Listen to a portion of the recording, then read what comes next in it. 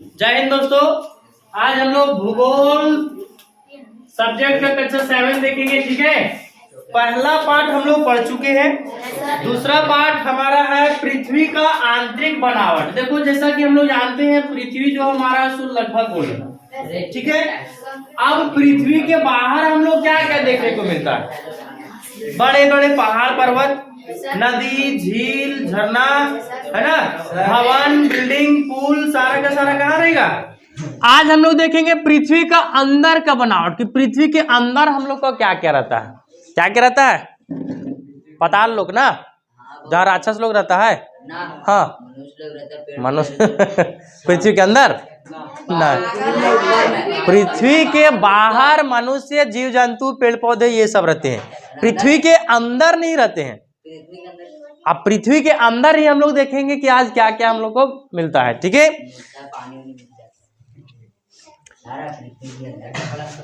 तो देखो पृथ्वी को यहाँ पर हम लोग का 3 भाग में बांटा गया है।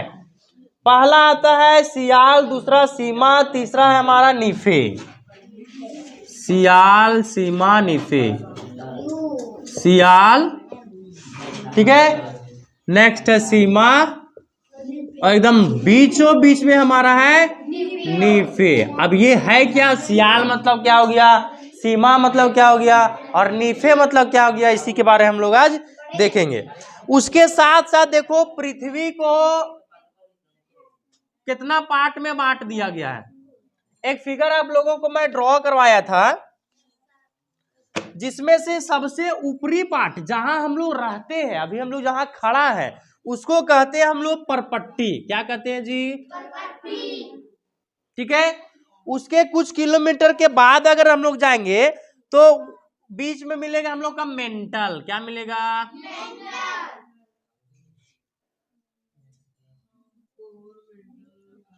ये हमारा हो गया। अच्छा, और ये बीच वाला होता है क्रोड। क्या होता है? लेकिन अगर बहुत बीच में जाएंगे तो वो हो गया आंतरिक क्रोड। क्या हो गया? आंतरिक क्रोड। और वही अगर क्रोड का अगर बाहरी इलाका ले तो ये होगा हमारा बाह्य क्रोड। क्या होगा? यस, हाँ, मेंटल एक पार्ट। जैसे मान लो हम लोग जमीन को खोदना शुरू कर दिए, तब अभी हम लोग तो है परपट्टी पर। ठीक है, अब मान लो यहाँ से खोदना शुरू किए तो कुछ दूरी तक जाते जाते, जब बोरिंग करते हैं हम लोग तो कुछ दूरी तक जाते जाते एक हमारा मान लो निश्चित दूरी, मान लो 35 किलोमीटर। कितना है जी? तो 35 किलोमीटर के बाद अगर मान लो जाते हैं तो हमारा क्या होता है? Mental part. ठीक है, अच्छा, अब और ज्यादा बोरिंग करते गए, मेंटल से दूर जाते जाते एकदम बीचों बीच, पृथ्वी को बीचों बीच अगर पहुंच जाते हैं तो हमारा पहुंच जाता कहाँ?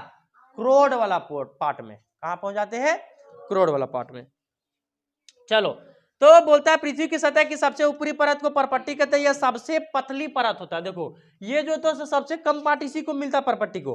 बाकी मेंटल में बहुत ज्यादा पार्ट रहता है, क्रोड में भी बहुत ज्यादा पार्ट रहता है।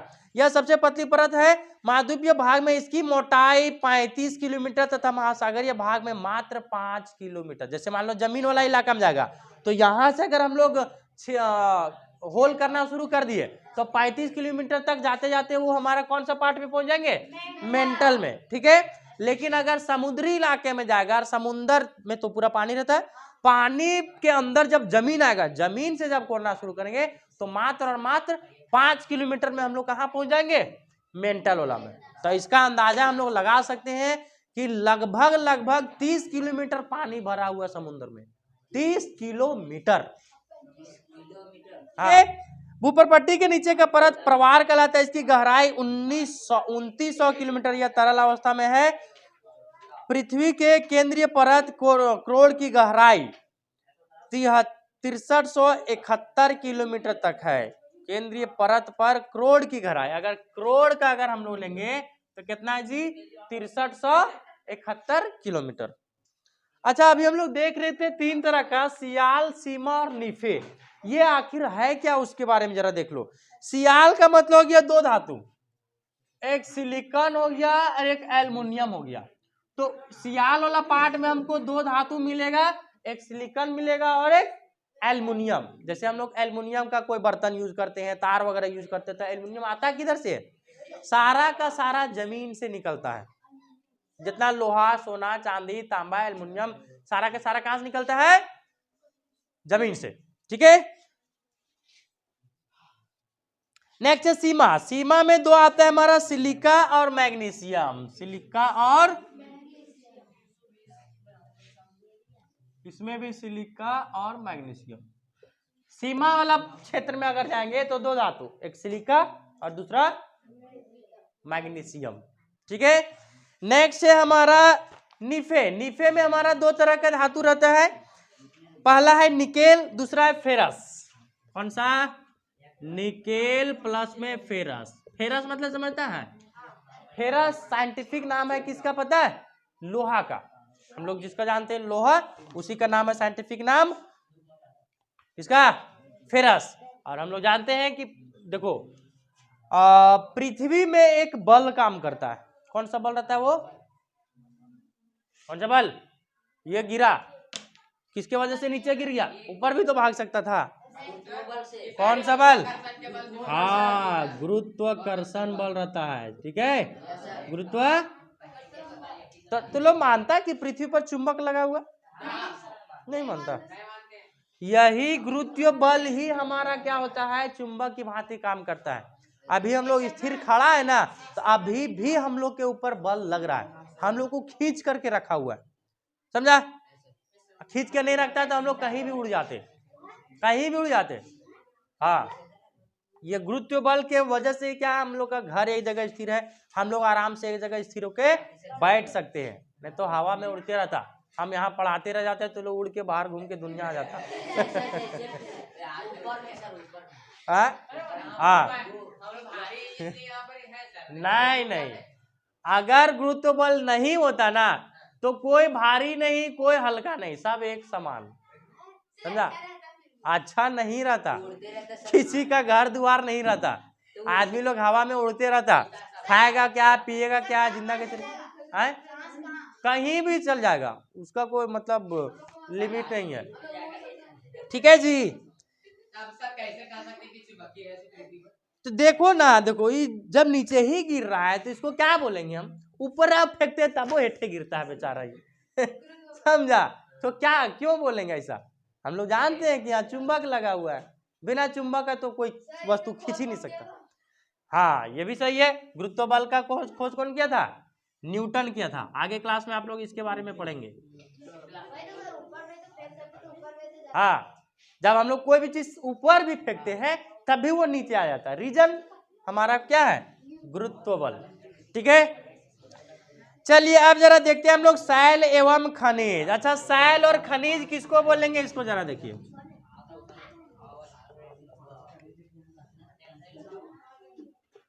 सैल एवं, सैल का मतलब हो गया पत्थर, चट्टान।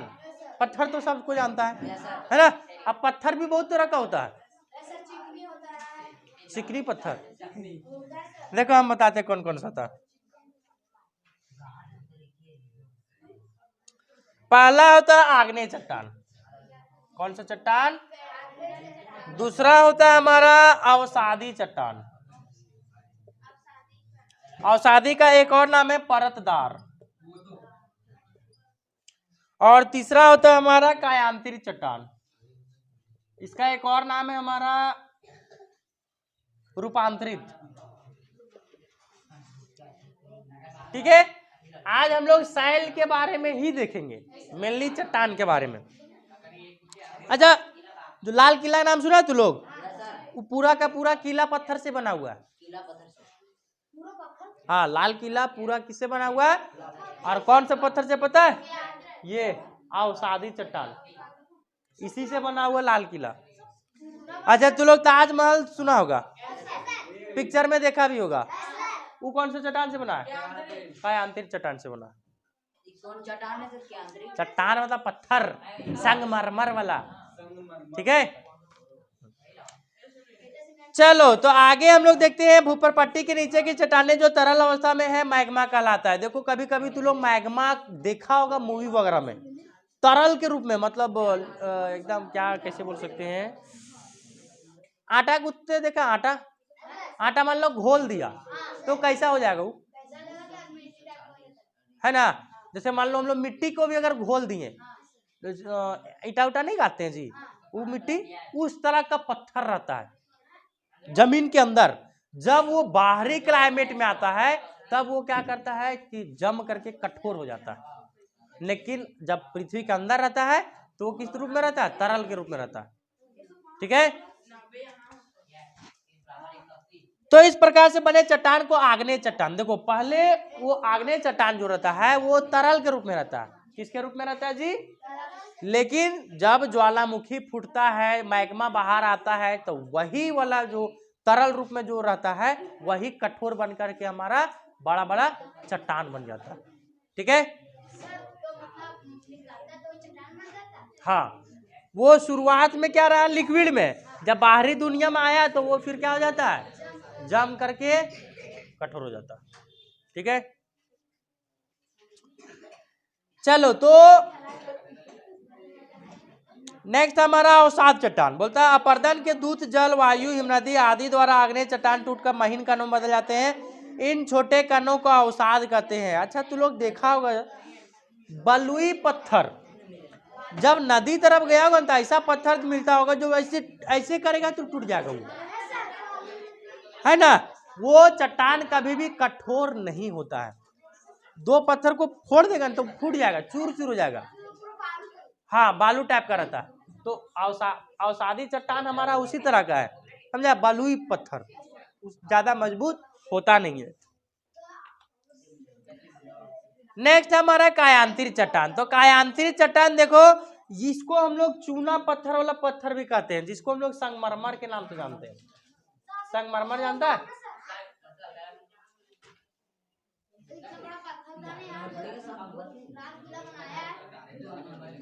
अब उतना बड़ा एक ही पत्थर थोड़ी है जी।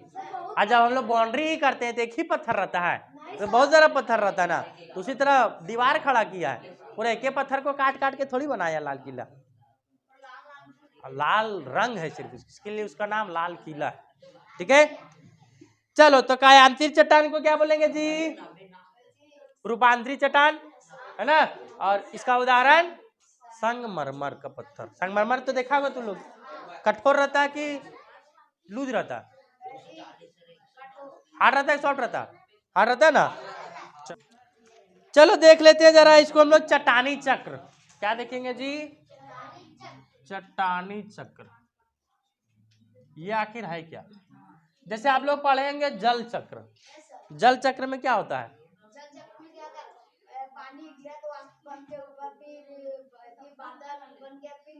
समुन्द्र में पानी मान लो है, भाप बना, ऊपर गया, बादल बना, ठंडा हुआ, बारिश में फिर बरस गया, फिर समुन्द्र में, फिर समुन्द्र का पानी हुआ, गर्म हुआ, भाप बना, बादल बना, बादल ठंडा हुआ, फिर बारिश बन करके नीचे गिरा, फिर समुन्द्र में।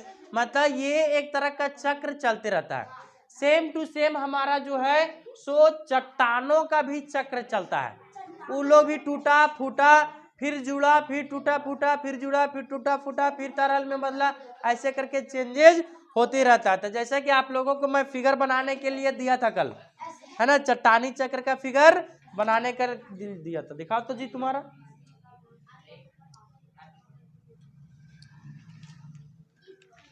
इस तरह से तुम लोग भी बना करके लाओगे प्रोजेक्ट पेपर में। ठीक है, हाँ कल बोलता है मैग्मा ठंडा का ठोस आग्नेय चट्टान में बन जाता है। ये आग्नेय चट्टान छोटे छोटे टुकड़ों में टूट करके एक स्थान से दूसरे स्थान पर स्थानांतरित होकर अवसादी शैल का। जैसे देखो क्या होता है, आप मान लो जो जमीन के अंदर हमारा पत्थर चट्टान हमारा जमीन के अंदर है, तो किस फॉर्म में, अंदर में तरल के रूप में। अब जब ज्वालामुखी फूटा, वो तरल आ गया बाहर, तो वो अब कौन सा चट्टान बन गया हमारा जी, आग्नेय चट्टान। अब आग्नेय चट्टान टूटा फूटा, छोटा छोटा टुकड़ा में बदला, टुकड़ा में बदल बदल कर कौन सा पत्थर का निर्माण कर दिया, अवसादी चट्टान। अब अवसादी चट्टान तो देखते हैं हम लोग ज्यादा वो होता नहीं है, बालुई पत्थर होता है जनरली, है ना। तो वो मान लो नदी वदी में बहाव आ करके क्या हुआ, कोई कोई चिपका तो चिपका, एक बड़ा पत्थर बना तो बना, नहीं तो फिर वो बालू का रूप ले लेता है, फिर उसका यूज हम लोग बालू के रूप में कर देते हैं। लेकिन वही अगर छोटा छोटा कंकड़ पत्थर मिल करके अगर वो बड़ा चट्टान का रूप ले लिया तो वही चट्टान हम लोग फिर किसमें यूज कर देते हैं, रूपांतरित। रूपांतरित मतलब रूप का बदलना, ठीक है।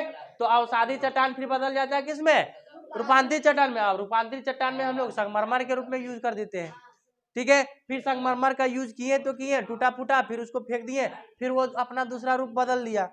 इस तरह करके वो अपना चक्र चलाते रहता है, ठीक है।